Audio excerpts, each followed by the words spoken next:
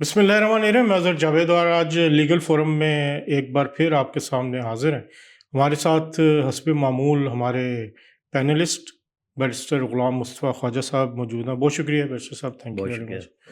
आज बड़ा अहम टॉपिक हम डिस्कस करने जा रहे हैं। जो ओवरसीज़ से जो लोग आते हैं, यूके आने के ख्वाहिशमंद होते हैं विज़िट वीज़ा पे, उनके लिए, क्योंकि बहुत सारे लोग सवाल ये कर रहे हैं कि वो आना चाहते हैं, उनके डॉक्यूमेंट्स भी पूरे हैं और उनके लिए क्या तरीक़ाकार है वीज़ा अप्लाई करने का। और बहुत सारों का ये भी सवाल है कि पैसे तो मेरे पास बहुत थे, बैंक में भी थे, प्रॉपर्टीज़ भी हैं, लेकिन वीज़ा रिजेक्ट हो गया। वैसे साहब, जेन्युइन विज़िटर की तारीफ़ क्या है? सबसे पहले तो ये बताएं। बहुत अच्छा क्वेश्चन और बहुत अच्छा टॉपिक आपने छेड़ा अज़हर। देखिए, जेन्युइन जो विज़िटर होता है उसकी तारीफ़ ये है कि ऐसा विज़िटर जो यूके में आके जेन्युइनली यूके में विज़िट करेगा, जो पर्पस बता के आए। और हम इसके ऊपर पहले भी कवर कर चुके हैं कि काफ़ी डिफरेंट टाइप्स के वीज़ाज़ जो हैं विज़िटर कैटेगरीज़ में अलाउड हैं यूके के अंदर। मेडिकल का है, उसके अलावा जनरल विज़िटर है, फैमिली विज़िटर है, स्टूडेंट विज़िटर है, तो काफ़ी ज़्यादा कैटेगरीज़ हैं। तो डिपेंड करता है कि आप जिस कैटेगरी में आए हैं वो आप करेंगे वही, और उसके बाद आप वापस जाएंगे।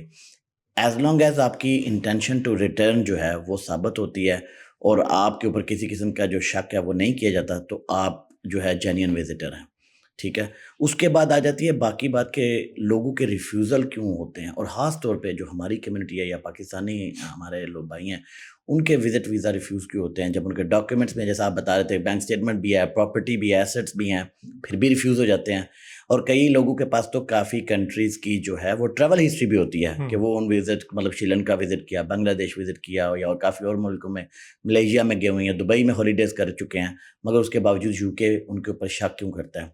तो उसके ऊपर जो मेनली जो चीज़ आती है, एक तो ऑब्वियसली कुछ कंट्रीज़ हैं वहाँ से हाई रिस्क कंट्रीज़ हैं जिसमें अनफॉर्चुनेटली हमारा मुल्क भी आता है। दूसरे नंबर पे जो मेन चीज़ वो ये देखी जाती है कि जो लोग हैं यहाँ पे जब वो यूके का विज़िट वीज़ा की एप्लीकेशन करते हैं, तो उसके साथ डॉक्यूमेंटेशन जेनेरिक सी डॉक्यूमेंटेशन लगा के जमा करा देते हैं एप्लीकेशन को कि ठीक है, बैंक स्टेटमेंट्स दे दो, चाहे जितनी मर्ज़ी ट्रांजैक्शंस हैं, कोई पैसे आए हुए हैं तो उसका सोर्स नहीं है, ठीक है। ठीक है, कुछ ममालिक जो हैं वो सिर्फ बैंक स्टेटमेंट्स की ट्रांजैक्शन देख के या बैंक बैलेंस देख के वीज़े देते हैं, मगर यूके इस तरह नहीं करता। यूके को फ़र्क नहीं पड़ता कि आपकी स्टेटमेंट के अंदर 50 करोड़ पड़ा हुआ है या 5 करोड़ पड़ा या 5 लाख है। वो कहता है जितने पड़े हुए हैं इसका सोर्स दे दो। और मुझसे अक्सर ये क्वेश्चन पूछा जाता है कि कितने पैसे हों तो फिर हम मुझे वो जेन्युइन विज़िटर मांगेंगे। तो मैं कहता हूँ कि इसकी कोई रिक्वायरमेंट नहीं है। आपके पास 10 लाख भी हो तो आप जेन्युइन विज़िटर हो सकते हो, और आपके पास 1.5 करोड़ की स्टेटमेंट हो तो आप फिर भी जो है वो कह सकते हैं कि आपको हम पर हम शक करते हैं। तो जेन्युइन विज़िटर बेसिकली वही होता है जिसकी इंटेंशन जेन्युइन हो कि मैं आऊँगा, विज़िट करूँगा, वापस चला जाऊँगा। होम ऑफिस के लिए रेड फ्लैग्स कौन से होते हैं कि जिससे एक जो केस असेस कर रहा है केस वर्कर, के वो समझता है कि नहीं, ये बंदा जो है मशकूक हो गया? एक तो ये कि सबसे पहले अगर आपके पास ट्रैवल हिस्ट्री बिल्कुल नहीं है, आपने पाकिस्तान में बिल्कुल फ्रेशली पासपोर्ट लिया है और लेते साथ ही आपने कहा कि मैं तो इंग्लैंड की यात्रा पे जा रहा हूँ, ठीक है। तो वो देखते हैं कि अच्छा जी आप आना चाह रहे हैं, कोई बात नहीं, किस मकसद के लिए आप आना चाह रहे हैं, तो आपका पास स्पॉन्सर कौन है, क्या आपका कोई फैमिली मेम्बर है, ठीक है। तो अगर तो आपका फैमिली मेम्बर कोई स्पॉन्सर कर रहा है तो फिर तो एक अच्छे आपके चांसेस वहीं से शुरू हो जाते हैं, ठीक है। दूसरे नंबर पे रेड फ्लैग ये होता है कि अगर आपके अपने कंट्रीज़ में टाइज़ कम हों, आपके अपने जिस कंट्री से आप आ रहे हैं, मतलब अगर आप जो है वो 30-35 की एज के हैं, आपके वहाँ पे मैरिड नहीं हैं, आपके बच्चे नहीं हैं, आपका कोई एस्टेब्लिश बिज़नेस नहीं है, अच्छी आपकी जो है बैंक स्टेटमेंट नहीं है, तो ये सारे रेड फ्लैग्स हैं। वो समझते हैं कि ये मोर लाइकली इसको अपने मुल्क में कोई जॉब शॉब नहीं मिली, किसी तरीके से इसने मैनेज कर लिया बैंक स्टेटमेंट बना के। और अज़र 90s के ज़माने में ये होता रहा है कि लोग बैंक स्टेटमेंट बनाते थे और यूके के विजिटर लगवा के और आ जाते थे। तो अब उनको पूरा ये पता है कि वो किस तरह लोग जो हैं बैंक स्टेटमेंट्स मैनेज करते हैं या करवा सकते हैं पाकिस्तान के अंदर। तो वो ये रेड फ्लैग्स हैं। और पाकिस्तान का अनफॉर्चुनेटली रिफ्यूज़ल रेट भी बहुत ज़्यादा है। मगर एक दूसरी बात मैं यहाँ पे बता दूँ, और अक्सर ये क्वेश्चन मुझसे पूछा जाता है, क्या यूके ने विजिटर वीज़े देने बंद कर दिए हैं? नहीं, ऐसी बात भी नहीं है। सिर्फ पिछले साल की अगर मैं आपको फिगर बताऊँ, 22 लाख लोगों को यूके ने विजिटर वीज़ा दिया है, ठीक है। तो वो 22 लाख लोग जो थे उन्होंने एप्लीकेशन प्रॉपर्ली किया था, तो रेड फ्लैग्स नहीं थे उनके एप्लीकेशंस के अंदर, तो उनके वीज़े मिले हैं। तो इसी तरह पाकिस्तानी जो लोग वहाँ से यहाँ पे आना चाहते हैं, चाहे वो फैमिली को विज़िट करने के लिए आना चाहते हैं, वैसे सैर-ओ-तफ़रीह के लिए आना चाहते हैं। और ये भी अक्सर क्वेश्चन पूछा जाता है कि क्या आपके पास स्पॉन्सर होना ज़रूरी है? नहीं, ऐसी भी शर्त नहीं है। आपके पास यहाँ पे जाना किधर है आपने, रहना किधर है आपने, और उस रहने और जाने और के अफोर्ड आप कैसे करना है ये प्रूव करना ज़रूरी है। तो आपको स्पॉन्सर के बगैर भी आपका विजिट वीज़ा बिल्कुल हो सकता अच्छा, है। हम एक केस सिनेरियो डिस्कस करते हैं। जी जी एक बैंक का हाई ऑफिशियल है, ठीक है, उसकी सैलरी तकरीबन 5-6 लाख रुपए महीना है। बिल्कुल ऐसे। वो पहली दफ़ा पासपोर्ट लेता है, उसके पास सेविंग्स भी हैं और वो 20-25 साल से काम भी कर रहा है, उसकी फैमिली भी है। तो अब कौन सा तरीका आप उसको एडवाइस क्या करेंगे कि वो किस तरह अपना डॉक्यूमेंटेशन करे, किस तरह वो तैयारी करे कि उसके पास जो चांसेस हैं वीज़ा लगने के ज़्यादा हो जाए? बहुत अच्छा क्वेश्चन आपने किया और बहुत अच्छा केस भी आपने डिस्कस करा है। देखिए इसमें 2-3 चीज़ें हैं। एक तो ये कि क्या उनको स्पॉन्सर करने के लिए कोई उनका दोस्त या फैमिली यहाँ पे यूके में है? अगर तो है तो फिर तो उनके एक तरह से 20-25% चांसेस तो वहीं पे बन गए कि उनका विजिट हो जाना चाहिए, ठीक है?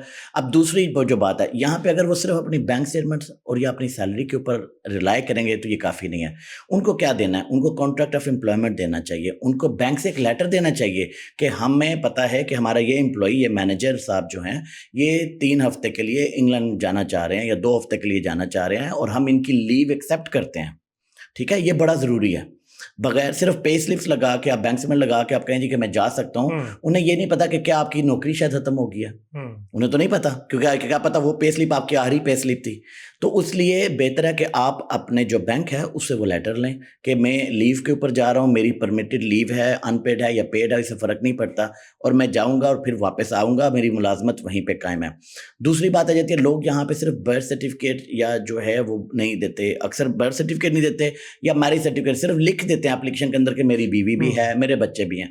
अब अगर आप बर्थ सर्टिफिकेट नहीं देंगे, मैरिज सर्टिफिकेट नहीं देंगे तो उनको कैसे पता चलेगा कि आपकी बीवी भी है और आपके बच्चे भी हैं। फॉर्म तो बेज आप आजकल वो उनके साथ चीज़ें हैं। आजकल आपको पता है बच्चों हुँ, का बर्थ सर्टिफिकेट भी हुँ, अलग से मिलता है, एफआरसी फैमिली रजिस्ट्रेशन जी, सर्टिफिकेट, वो बड़ा आसानी से नादरा से आप एक ही दिन में ले सकते हैं। तो आप इस तरह की ये जो डॉक्यूमेंटेशन है ये हुँ, आपको प्रूव करनी है। हुँ, उसके बाद जो बंदा यहाँ पे आपको स्पॉन्सर कर रहा है, क्या वो आपको अकोमोडेट करेगा या आप किसी होटल में रुकेंगे? और ये बिल्कुल भी शर्त नहीं है कि आपको जो भी स्पॉन्सर कर रहा है आपने उसके साथ ही जाके रहना है, क्योंकि यहाँ पे कई मरतबा घरों में लोगों के पास इतनी जगह नहीं होती, प्राइवेसी के भी चीज़ें होती इश्यू हैं, तो इश्यूज़ होते हैं। तो इसलिए कई लोग, तो आप बिल्कुल होटल बुक कर सकते हैं और होटल की अगर आप होटल में जाके रुकेंगे तो आपको कन्फर्मेशन होनी चाहिए। तो इसलिए आपकी जब एप्लीकेशन करें तो ये चीज़ें आपने उसी वक़्त साथ में ही लगानी है। अगर आप ये सोचें कि आप बाद में उनके पूछने पे बताएँगे तो विज़िट वीज़ा के ऊपर वो नॉर्मली पूछने-पचाने वाली बातें नहीं होती। वो देखते हैं कि आपने क्या-क्या उनको दिया है, उसके ऊपर वो सैटिस्फाई करते हैं तो नहीं करते। तो जैसे आप सिचुएशन बता रहे हैं, जो केस स्टडी आप बता रहे हैं, मेरे ख़्याल से अगर ये डॉक्यूमेंटेशन लगाएँगे, उनका वीज़ा जो है वो अगर हो उनका जाएगा। सपोज़ यहाँ पे कोई स्पॉन्सर नहीं है तो फिर वो अपना होटल बुक कर सकते हैं। वो किसी पर्पज़ के लिए आ रहे हैं। Purpose is very important. Holiday. आपका मकसद क्या है? आप हॉलिडेज़ के ऊपर आना चाहते हुँ, हैं, बिल्कुल ठीक है। आप कहाँ पे हॉलिडेज़ करना चाहते हैं? आप लंदन के अंदर करना चाहते हैं या आप स्कॉटलैंड भी जाएँगे या हुँ, आप वेल्स भी जाएँगे पूरे या आप नॉर्थ प्लान इंग्लैंड भी पे। जाएँ। अगर आपके पूरे इंग्लैंड का ट्रिप है, 2 वीक का ट्रिप है, कितने दिन आप लंदन में रुकेंगे? उसके लिए आपने क्या रिसर्च किया? लंदन में आप कहाँ-कहाँ पे जाएँगे? क्या आप बकिंघम पैलेस देखने जाएँगे? क्या आप ट्रफालगर स्क्वायर में जाएँगे? क्या आप पिccadilly सर्कस पे जाएँगे? क्या आप ऑक्सफोर्ड स्ट्रीट में शॉपिंग करने का इरादा रखते हैं? डिपेंड करता है आप क्या करने जाएँगे। तो ये चीज़ों का आपके पास लाइन अप होना चाहिए। आप सिर्फ़ ये कहें कि मैं लंदन जा रहा हूँ, मैं हॉलिडेज़ पे जा रहा हूँ, मगर उनको ये नहीं आप बता सकें कि मैं हॉलिडेज़ में वहाँ पे करूँगा क्या? किन जगहों पे जाऊँगा? और ये है कि वो लंदन की सिर्फ बुकिंग नहीं करवानी, जिस-जिस बिल्कुल। शहर जा रहे हैं अगर आप उसकी भी स्कॉटलैंड, करवानी है। बिल्कुल सही, बिल्कुल हुँ, दुरुस्त आपने फरमाया कि अगर आप स्कॉटलैंड जा रहे हैं, तो हुँ, आपका स्कॉटलैंड की भी 2 दिन की, मैं 2 दिन स्कॉटलैंड रुकूँगा, ये मेरी ट्रेन की टिकट है, ये मेरी वो है।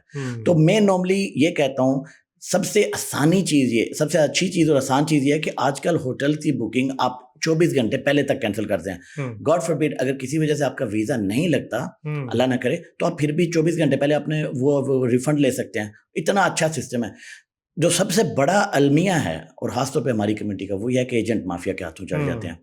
और agent mafia 2 number hotel booking लगाता है, 2 नंबर पेपर्स लगाता है, हुँ, 2 नंबर ट्रैवल प्लान्स लगाता है, 2 नंबर यहाँ पे वो टिकट्स उनकी करके देता है, जिसकी वजह से उनमें से कुछ ना कुछ, कोई ना कोई चीज़ जो है वो पकड़ी जाती है, क्योंकि उसकी वजह ये कि उनका बहुत ज़्यादा एक्सपीरियंस होता है डॉक्यूमेंट्स को डील करने का, ठीक है? और हमारे लोग जो हैं वो फिर 10-10 साल का बैन लेके घर बैठ जाते हैं। ये बहुत बड़ी अलमिया है और मैं इसलिए कहता हूँ कि आप हमेशा किसी मुस्तनद वकील से जाके मशवरा करके आप डॉक्यूमेंट करें, और अगर आपने खुद भी करना है तो बेशक करें, बिल्कुल करें, मगर किसी एजेंट के साथ नहीं करें। एजेंट से बच के करें। उसकी वजह, क्योंकि एजेंट जो है ना, वो उसके पास कोई नॉलेज नहीं होता, उसने कुछ भी कुछ लगा के, उसने सिर्फ ये है कि आपका डॉक्यूमेंट जमा करा देना है। उसकी तरफ से आपका लगता है तो उसके पैसे बन गए, नाम बन गया, आपका रिफ्यूज़ हो गया, 10 साल के लिए बैन हो गया, तो उसको अगला विक्टिम चाहिए।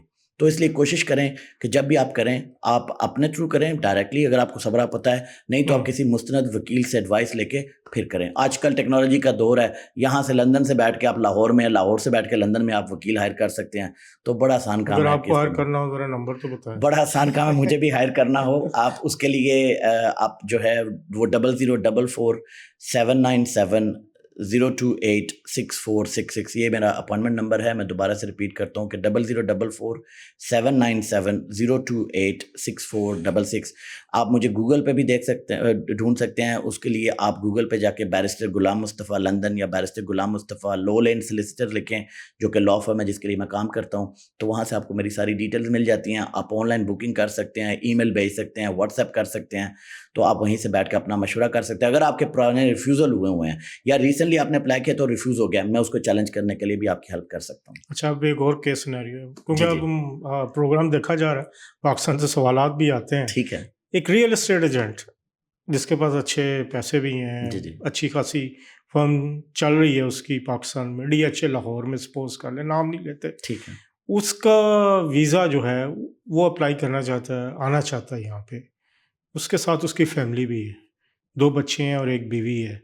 क्या चीज़ें चाहिए, कैसे तैयारी करें? पैसे उसके पास इन आउट हो रहा है, लेकिन एक क्योंकि पता है इनके रियल एस्टेट वालों की एक कंटिन्यूस इनकम नहीं होती। हाँ जी। कभी जो बिकता है उस हाँ पे जी। कमीशन है, ये और चीज़ें कमीशन बेस्ड इनकम है। जी, हाँ जी, हाँ उसके जी। लिए क्या करना हाँ चाहिए जी, इसका? इसमें 2 चीज़ें हैं। एक तो ये कि अगर आप क्वेश्चन आपका ये कि क्या वो अप्लाई कर सकते हैं और उनके पास यहाँ पे स्पॉन्सर ना भी हो तो बिल्कुल आ सकते हैं, बिल्कुल आ सकते हैं। और अभी तो हॉलीडेज़ का वैसे भी सीज़न आ रहा है, ठीक है? आगे छुट्टियाँ आ रही हैं, समर की छुट्टियाँ, और काफ़ी लोग पाकिस्तान से जो है वो विज़िट करने यूके आते हैं नॉर्मल टाइम, ठीक है? उसके लिए पहले नंबर पे तो आप बच्चों के, जो आपके बच्चे अगर स्कूल जाते हैं उनके, तो उन बच्चों के स्कूलों की हॉलीडेज़ के लेटर लें, ठीक है? कि यहाँ पे हॉलीडेज़ हैं। सिर्फ़ उनको बताने से नहीं कि गर्मियों का सीज़न है, छुट्टियाँ हैं, सोच लें। एक तो ये बच्चों के हवाले से, वाइफ़ के हवाले से अगर वो काम करती हैं उसकी एविडेंस दे दें, अगर नहीं काम करती मैरिज सर्टिफिकेट दे दें कि हम यहाँ पे इकट्ठे रहते हैं। और अगर कोई वो स्टेट एजेंट आप प्रिज्यूम के वो घर ओन करते होंगे, तो अपने प्रॉपर्टी या एसेट्स जो हैं वहाँ पे उसकी डिटेल दे दें। अगर वो किसी ऑफिस के साथ स्टेट एजेंट्स हैं तो किसी ऑफिस के साथ रिलेटेड होंगे या उनका अपना होगा, तो वो उसकी डिटेल दे सकते हैं। अक्सर लोग जो हैं वो समझते हैं कि सिर्फ हमने बिजनेस कार्ड दे दिया है तो बस काम चल जाएगा। बिजनेस कार्ड देने से आपका बिजनेस नहीं प्रूव होता। बिजनेस कार्ड उन्हें पता है बड़ी आराम से किसी भी छापे खाने से बनवा सकते हैं। तो बिजनेस कार्ड के साथ आप बिजनेस भी प्रूव करें। उसके लिए आप क्या रजिस्टर हैं किसी, जैसे लाहौर की अगर एग्जांपल लेते हैं, क्या आप अथॉरिटी के साथ वहाँ पे रजिस्टर हैं, क्या आपके साथ किसी कंपनी के साथ कॉन्ट्रैक्ट है, किसी हाउसिंग सोसाइटी के साथ आपके कोई कॉन्ट्रैक्ट हैं, कोई MOU आपने साइन किए हैं, तो वो आप दें। बेसिकली उन्हें बताएं कि मैं पाकिस्तान में डेली बेसिस के ऊपर क्या करता हूँ, तो ये दें। उसके अलावा वो कह सकते हैं कि वो अपने बैंक स्टेटमेंट दें। जैसा आप बता रहे हैं कि वो फ्रीक्वेंट ट्रांजैक्शंस नहीं होती है, कभी आती हैं कभी नहीं आती, जैसा कि सेल के ऊपर डिपेंड करता है, तो ये उनको एक्सप्लेन करें। एक अच्छा कवरिंग लेटर लगाएं, उसके अंदर एक्सप्लेन करें कि मेरी मंथली इनकम इतनी है या ईयरली इनकम इतनी है, और मेरे पास NTN है, पाकिस्तान का टैक्स रिटर्न्स हैं, और ये है। मगर या फिर मेरी पिछले साल की इनकम अगर लो थी, इस साल मैं ज़्यादा एक्सपेक्ट कर रहा हूँ। क्यों एक्सपेक्ट कर रहा हूँ? क्योंकि मैंने इस साल ज़्यादा सेल की हैं। अभी मार्केट खुलनी शुरू हो गई है। वो कह सकते हैं कि मैंने अभी 4 कॉन्ट्रैक्ट या 10 कॉन्ट्रैक्ट बेचे हैं या 10 प्लॉट्स बेचे हैं, यहाँ से मुझे इतने % कमीशन आया। या मेरे अकाउंट के अंदर जो बड़ी बड़ी ट्रांजैक्शंस हैं, ये बेसिकली उसके बाद मैंने ट्रांसफ़र किए हैं हाउसिंग अथॉरिटी को फ़र्ज़ करें या जिसको भी, उसके बाद मेरा कमीशन 10% या 15 या जो भी उनका था, तो उसके लिए उसको प्रॉपरली कवरिंग लेटर के अंदर एक्सप्लेन करें। एज लॉन्ग एज अगर आप प्रॉपरली एक्सप्लेन करते हैं ट्रांजैक्शंस को, आपके वीज़े लग जाते हैं। प्रॉब्लम ये होता है कि लोगों के पास करोड़ों की ट्रांजैक्शंस होती हैं और एक्सप्लेनेशन एक पेज की भी नहीं, और यहीं पे आके हम लोग हेल्प करते हैं। हम उनसे पूछते हैं, मेरे पास लोग आते हैं, मैं उनसे पूछता हूँ ये आपके पास ट्रांजैक्शन हैं, ये पैसे आपको कहाँ से आ रहे हैं? वो कहते हैं मेरे इस सोर्स से आ रहे हैं। तो मैं कहता हूँ सोर्स दें मुझे, आप मुझे एक्सप्लेन करें, और उसको फिर कवरिंग लेटर के अंदर हम अच्छी तरह से एक्सप्लेन करते हैं। देखें, होम ऑफिस भी गलतियां करता है, वीज़ा ऑफिसर बड़ी गलतियां करते हैं, और उसी की वजह से हम चैलेंज करते हैं और उसी की वजह से हम वीज़े लगवाते हैं। मेरे अभी रिसेंटली इंडिया से 2 वीज़ा जो हैं उनके 3 मरतबा रिफ्यूज़ हो चुके थे, ठीक है? वो उनकी बेटी ने मुझसे रब्ता किया कि मेरे पेरेंट्स हैं, 3 मरतबा रिफ्यूज़ल हो चुके हैं, और अच्छी ट्रैवल हिस्ट्री है उनके पास, ठीक है? मैंने उनका एप्लीकेशन जब देखा तो मुझे पता चल गया कि प्रॉब्लम क्या है, पर क्योंकि वो काफ़ी लेट हो चुकी थी उसको चैलेंज करने में, हमने फ्रेश एप्लीकेशन किया, उन्होंने वही काम किया रिफ्यूज़ल करने। मैंने उसके बाद चैलेंज कर दिया। उन्होंने मुझसे 3 महीने का टाइम मांगा। 3 महीने के टाइम के अंदर अंदर ही उन्होंने मुझे लेटर भेजा कि हम आपके जो दोनों क्लाइंट्स हैं, हस्बैंड एंड वाइफ, दोनों को विजिट वीज़ा दे रहे हैं, थैंक यू वेरी मच, ठीक है? तो ये कुछ कई मरतबा वो भी गलतियां करते हैं, मगर ये है कि हम वो गलतियां पिक कर लें तो फिर उसके बाद चैलेंज कर सकते हैं। तो जो आप केस बता रहे हैं, मेरे ख्याल से इनका केस काफ़ी अच्छा है। और अगर ये डॉक्यूमेंटेशन जैसे मैंने एक्सप्लेन किया है ऐसे ही वीज़ा ऑफिसर को एक्सप्लेन करेंगे, I don't see a reason कि उनका रिफ्यूज कितनी देर की बैंक स्टेटमेंट होनी चाहिए? देखें, नॉर्मली हम रिकमेंड करते हैं और होम ऑफिस भी रिकमेंड करता है कम से कम 6 महीने, पर आप 3 महीने की बैंक स्टेटमेंट दे के भी विजिट वीज़ा एप्लीकेशन कर सकते हैं। कोई रिक्वायरमेंट नहीं है कि कितनी ड्यूरेशन की होनी चाहिए, पर जितनी आपने लगानी है उसकी एक्सप्लेनेशन आपके पास ज़रूर होनी चाहिए। चलो एक और आपके लिए क्वेश्चन जी जी। कि एक टियर 2 वीज़ा पे एक अच्छी पोस्ट पे इधर एक पाकिस्तानी नौजवान है, ठीक है, अकाउंटेंट है, ठीक है। ठीक है, वो और उसके साथ उसकी वाइफ भी है, दोनों अकाउंटेंट और अच्छी सैलरी है उनकी। उनकी वालदा है पीछे, एक बहन है और एक उनके हस्बैंड है, मतलब वालदा है। वालदा को विजिट करवाना है, क्या तरीका होगा? उसके लिए वो यहाँ पे स्पॉन्सर करें। आपके पास इंडेफिनेट होना ज़रूरी नहीं है। जैसे आपने बताया उनके पास वर्क परमिट है, यहाँ पे बिल्कुल कर सकते हैं। आप स्टूडेंट वीज़ा के ऊपर भी आप स्पॉन्सर कर सकते हैं। उन्होंने वहाँ पे उनको स्पॉन्सर करना है अपनी मदर को, उनको बताना है, क्योंकि जैसा कि आपने बताया कि वो अगर स्किल वर्कर पे हैं तो अज्यूम कि उनके पास कोई अपना घर नहीं होगा, अभी रेंटिंग वगैरह कर रहे होंगे, तो उन्हें लैंडलॉर्ड से परमिशन लेटर चाहिए होगा कि मेरी वालदा जो है वो 4 वीक के लिए या 8 वीक के लिए यूके में आना चाहती हैं, मैं उनको स्पॉन्सर कर रहा हूँ। उसके साथ वो अपना एम्प्लॉयर का लेटर लगाएं, अपनी एम्प्लॉयमेंट्स की रिकॉर्ड लगाएं, पे स्लिप्स लगाएं, अपनी बैंक स्टेटमेंट्स लगाएं। यहाँ पे अगर वो गैस पानी वाटर देते हैं, कोई टेनेंसी एग्रीमेंट उनके नाम पे है, ये डॉक्यूमेंटेशन अपनी प्रूव करें। उसके बाद उनको एक चाहिए होगा एक अच्छी सी स्पॉन्सरशिप लेटर, जिसमें वो बताएं कि मैं अपनी वालदा को स्पॉन्सर कर रहा हूँ, कितने अरसे के लिए वो यूके में आ रही हैं, वो मेरे घर में रहेंगी या किसी होटल में उनको ठहरा रहा हूँ, ठीक है। और अगर होटल में ठहरा रहा हूँ तो उसके लिए उनकी ट्रैवल प्लान क्या है। तो अगर जगह उनके पास है तो वो अपने घर से लेटर दे सकते हैं, एम्प्लॉयर का लेटर दे सकते हैं, एज लॉन्ग एज उनके पास जगह है। हाउसिंग एक्ट के तहत जो है कोई इशू नहीं है क्राउडिंग होने का उस जगह के अंदर, तो उनका वीज़ा। अब उनकी जो वालदा हैं उनको क्या करना है, उनको वहाँ पे ये डॉक्यूमेंट देना है कि उनके पास, आपने बताया उनकी बेटी वहाँ पे रहती है, बेटी है, गैर शादीशुदा और हस्बैंड है। हाँ जी, तो उनका हस्बैंड है, उसके डॉक्यूमेंट्स लगाएं, अपनी बेटी जो है उनकी डॉक्यूमेंटेशन लगाएं। अगर वो बेटी काम करती है, फाइनेंशियली उनको वहाँ पे सपोर्ट करती है, उसके डॉक्यूमेंट्स लगाएं। अगर वो पढ़ाती हैं या कुछ और भी, अगर पढ़ती हैं तो उनके स्कूल के डॉक्यूमेंटेशन लगाएं। देखें, एज डिपेंड करता है, क्या वो अंडर 18 है तो उनकी डिपेंडेंस में आएंगी, तो उनको ये एक्सप्लेन करना है कि मेरी बेटी है, मैं उनकी रखवाली करती हूँ, तो मैं तो सिर्फ शॉर्ट टाइम के लिए जा रही हूँ, मुझे वापस आना ही आना है क्योंकि मेरे घर में छोटी बेटी है। अगर अबव 18 है तो क्या बेटी कुछ करती है, अगर वो पढ़ती हैं तो वो उनको बता सकते हैं कि मेरी बेटी पढ़ती है, बेशक वो ओवर 18 है, मगर मुझे उनको लेके जाना पड़ता है, लाना पड़ता है स्कूल से, कॉलेज से, अज्यूम या यूनिवर्सिटी से, तो उनको ये बताना पड़ेगा। उनको अपनी डेली एक्टिविटीज बतानी पड़ेंगी। और अक्सर लोग मुझे पूछते हैं क्या मेरी वालदा का वीजा लगेगा अगर वो वहाँ पे काम नहीं करती? कोई रिक्वायरमेंट नहीं कि वो वहाँ पे काम कर रही हो, as long as she is financially able and capable to visit, she is fine. अगर वो वहाँ पे उनके पास, अगर उनके अपनी इतने एसेट्स हैं, कुछ लोगों के पास पाकिस्तान में रेंटल इनकम इतनी ज्यादा आ रही होती है, उन्हें काम करने की जरूरत नहीं है, एज लॉन्ग एज आपको अगर इनकम नहीं है।